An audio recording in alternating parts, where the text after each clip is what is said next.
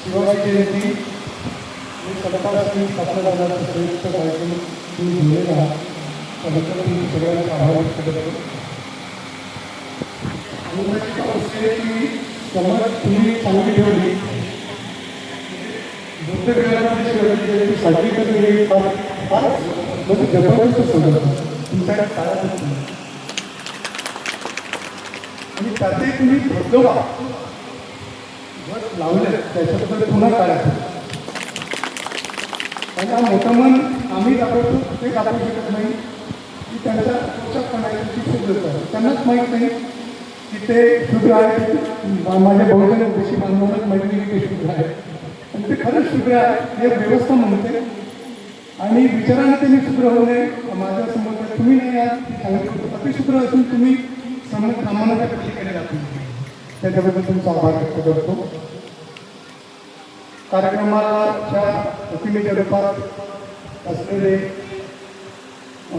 अष्टविनायक गणपती भगवान गौतम बुद्ध. अष्टविनायक माहिती आहे ना बुद्ध अष्टविनायक आहे ना ते भ्रष्टविनायक आहे हे अष्टविनायक आहे ना.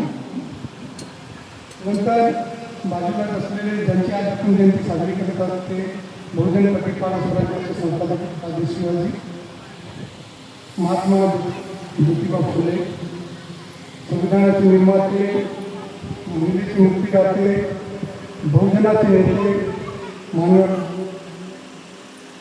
बुद्धिस्ट डॉक्टर बाबासाहेब बाबासाहेब आंबेडकर ग्रामपंचायतीचे निर्माते राष्ट्रसंत तुकडोजी महाराज आणि समस्त इथं बसलेले माझे इथांचे बांधव. आता बऱ्यापैकी ते बुद्धिस्ट असतील असा माझा अंदाज आहे. काही बुद्धिशी बनवू असतील ते आपल्याला बसलेले एकदम फायरमॅन भाषण दिने आता दिलेले भारत जगाकडे खरंच चांगलं भाषण दिलं. खूप चांगली मांडणी केली. त्याचा ज्ञान आपला चांगला आहे. समाजाला त्याचा फायदा करून घ्यावा आणि फायदा होऊन देत समाजाला त्यांचे मित्र करून ओके. कार्यक्रमाचे अध्यक्ष प्रकाशजी बारसागडे सर काही ज्या प्रस्तावना दिल्या त्यांनी आमच्या काही अनेक ॲक्च्युली माझा विषय तसा शिवाजी होता पण शिवाजीवर बोलला गेलं त्यामध्ये मी तो विषय आता पूर्ण माझा आवडीचा विषय तो शिवाजी असतो. मी काही शिवव्याख्याता नाही पण माझा आवडीचा विषय आहे कारण तो आदर्शाला जायच्यामुळे माझा आवडीचा विषय आहे. मी आता दुसरा विषय घेतो कारण मी संतांचे नेहमी दिवस आहे आणि त्यामुळे मी रंगाची संस्कृती म्हणजे कसं असतो प्रत्येक कल्चर असतो. आता बाबासाहेबांचं आपण जीवन जे करतो फक्त चांगला वाचताना माझ्याही चांगली करतो वाचक चांगला पण तुम्हाला विषय पटवून देईल एवढं मी मात्र तुम्हाला वचन दिलं.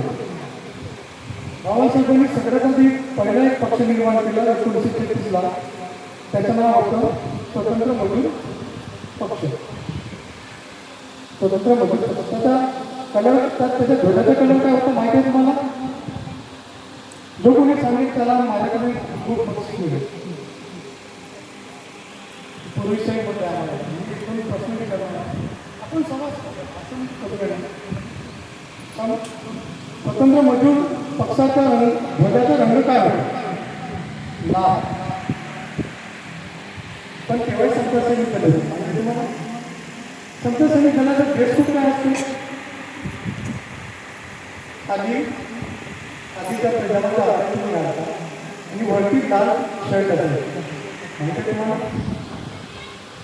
तुम्हाला आता तेच बाबासाहेब 1942ला येतात अचानक मुले होते कारण लाभ होते बाबासाहेब 42ला मुले का झालं त्याच्याबरोबर भारतामध्ये क्रिप्स कमिशन आलं आणि दुसरा महाराष्ट्र समाजाच्या मार्गावर होता आणि त्यामुळे मिनिट जरी जिंकला तरी तो आर्थिकदृष्ट्या कमजोर झालेला होता त्याला भारताला अनिवार्य ठरलं.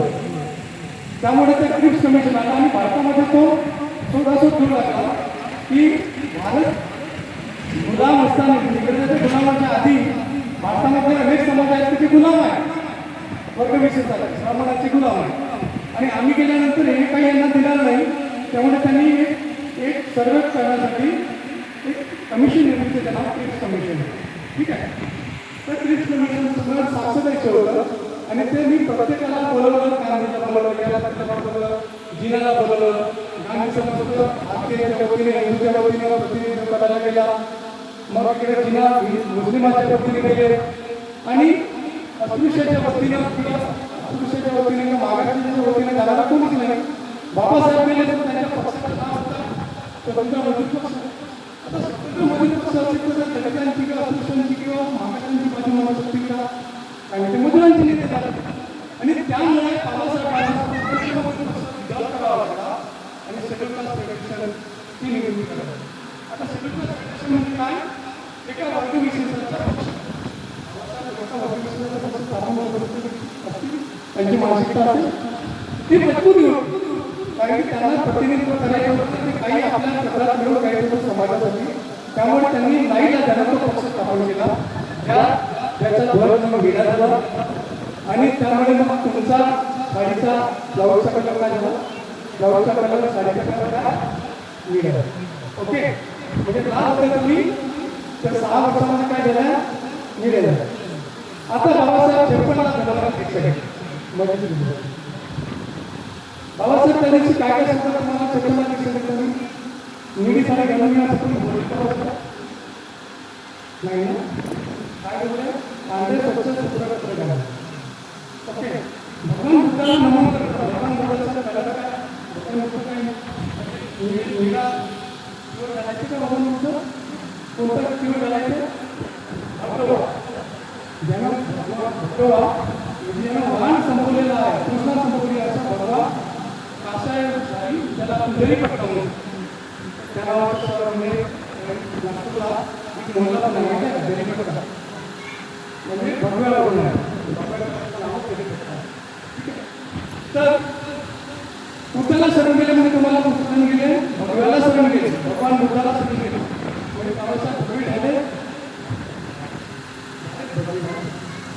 आणि जेव्हा परिनिर्वाण होते तर बाबासाहेबांच्या दिल्लीला बाबासाहेबांना होतं भगवान होतं.